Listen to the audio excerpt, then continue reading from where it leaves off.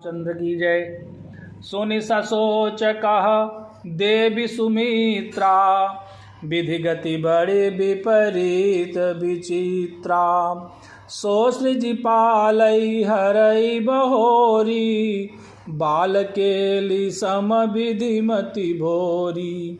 यह सुनकर देवी सुमित्रा जी शोक के साथ कहने लगी, विधाता की चाल बड़ी ही विपरीत और विचित्र है, जो सृष्टि को उत्पन्न करके पालता है और फिर नष्ट कर डालता है। विधाता की बुद्धि बालकों के खेल के समान भोली है। कौशल्या कह दो सुन काहू, कर्म विवश दुख सुख क्षति लाहू। कठिन कर्म गति जान विधाता, जो शुभ अशुभ सकल फल दाता। कौशल्या जी ने कहा, किसी का दोष नहीं है। सुख दुख हानि लाभ सब कर्म के अधीन है। कर्म की गति कठिन है, उसे विधाता ही जानता है, जो शुभ और अशुभ सभी फलों का देने वाला है। ईसर जाई शीस सबही के, उत्पत्ति तिथि लय विषहु अमी के। देवी मोह बस सोचिय बादी, विधि प्रपंचु असय चलय नादि। ईश्वर की आज्ञा सभी के सिर पर है।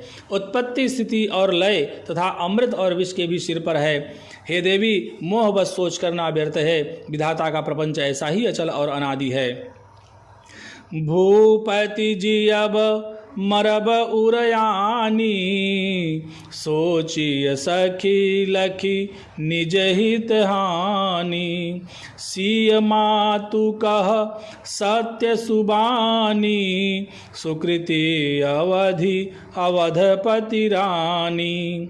महाराज के मरने और जीने की बात को हृदय में याद करके जो चिंता करती हैं, वह तो हे सखी हम अपने ही हित की हानि देखकर करती हैं। सीता जी की माता ने कहा, आपका कथन उत्तम और सत्य है। आप पुण्य आत्माओं के सीमा रूप अवधपति महाराज दशरथ जी की ही तो रानी हैं, फिर भला ऐसा क्यों न कहेंगी। लखन राम सिय जाहू बन, भल परिणाम न पोचू।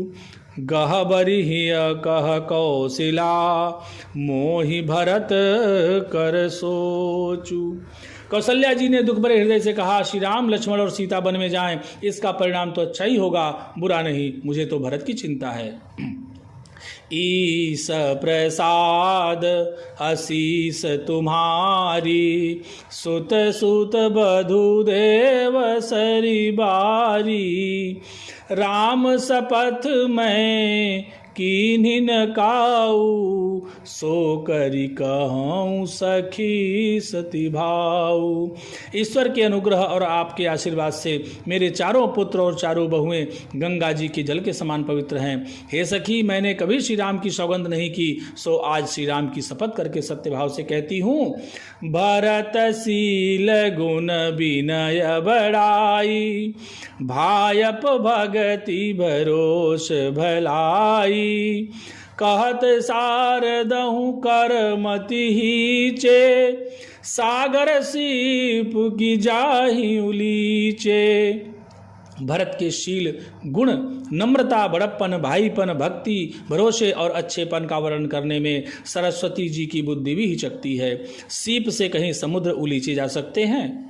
जानऊ सदा भरत कुल दीपा, बार बार मोहि कहु महीपा। कसे कनकु मनि पारिख पाए, पुरुष परिखी हैं समय सुभाए। मैं भरत को सदा कुल का दीपक जानती हूँ। महाराज ने भी बार बार मुझे यही कहा था, सोना कसौटी पर कसे जाने पर और रत्न पारखी जौहरी के मिलने पर ही पहचाना जाता है। वैसे ही पुरुष की परीक्षा समय पड़ने पर उसके स्वभाव से हो जाती है।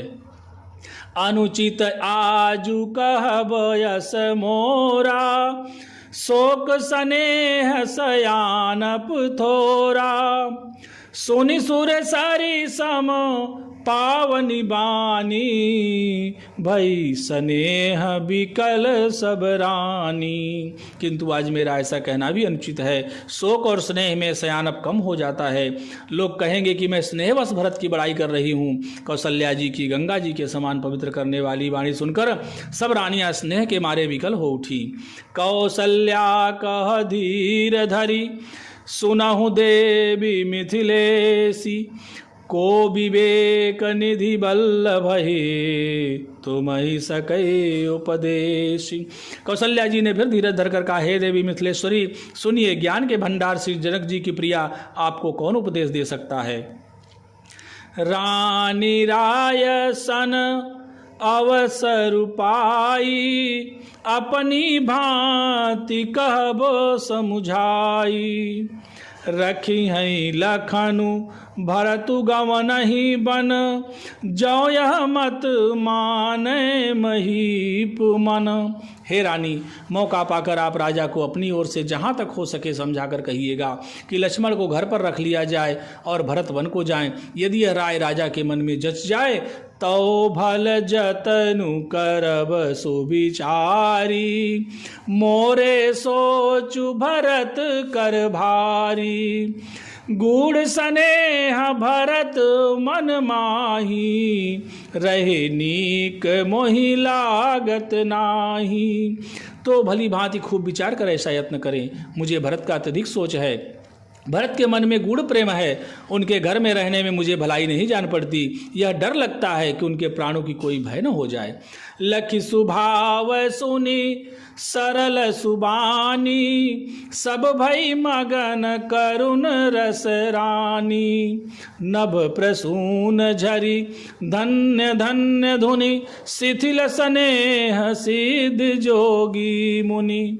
कौशल्या जी का स्वभाव देखकर और उनकी सरल और उत्तम वाणी को सुनकर सब रानियां करुण रस में निमग्न हो गई।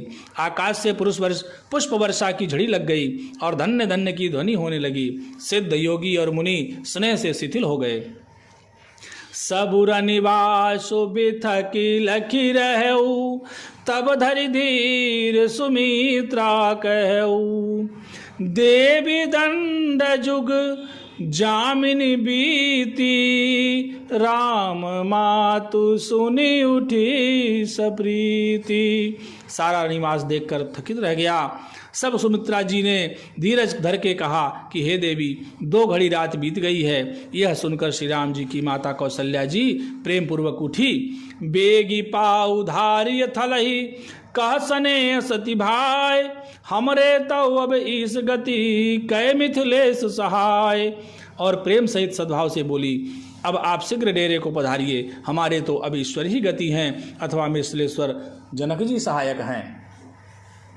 लखि स्नेह सुनी बचन विनीता, जनक प्रिया गह पाय पुनीता, देवी उचित असी विनय तुम्हारी, दशरथ घर निराम महतारी। कौशल्या जी के प्रेम को देखकर और उनके विनम्र वचनों को सुनकर जनक जी की प्रिया व्रतनी ने उनके पवित्र चरण पकड़ लिए और कहा, हे देवी, आप राजा दशरथ जी की रानी और श्री राम जी की माता हैं, आपकी ऐसी नम्रता उचित ही है।